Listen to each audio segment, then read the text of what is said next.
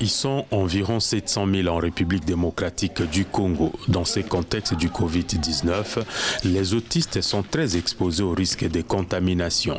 Difficile pour ces personnes de respecter les mesures barrières recommandées.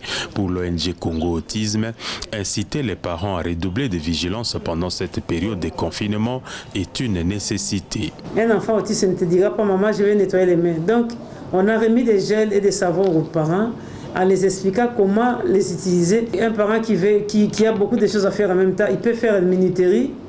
À chaque fois que ça sonne, il sait que je dois encore nettoyer la main de l'enfant. On voulait vraiment les motiver pour ça et les encourager, quoi. Si beaucoup de personnes avec toutes les facultés ont du mal à appliquer les mesures données pour lutter contre le Covid-19, c'est encore plus difficile pour les personnes vivant avec autisme. Les déficits de structures d'encadrement restent un véritable obstacle selon les analystes. Cela implique la nécessité de pouvoir mettre en place des structures de prise en charge. Cela implique la nécessité de former les professionnels qui devront s'occuper de la prise en charge des personnes qui ont l'autisme.